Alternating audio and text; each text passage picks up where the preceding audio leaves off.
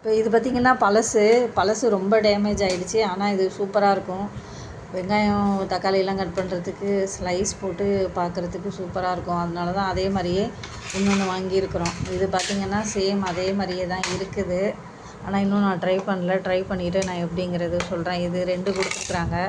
2 பார்த்திங்கன்னா இது வந்து பொடிசாக கட் பண்ணுறதுக்கு ஒன்று, அடுத்து சின்னதாக கட் பண்ணுறதுக்கு ஒன்று. கட் பண்ணுறதுக்கு இந்த மாதிரி பிளேடு இருக்குது. இது கொஞ்சம் சேஃப் பார்த்து இது பண்ணணும். இது வந்து நம்ம கையில் குத்தாமல் இருக்கிறதுக்காக இதில் நம்ம அட்டாச் பண்ணிக்கணும். இன்னொரு வீடியோவில் நான் அதை பார்த்து எப்படிங்கிறது சொல்கிறேன். இது பார்த்திங்கன்னா கொஞ்சம் பெரிய சைஸு.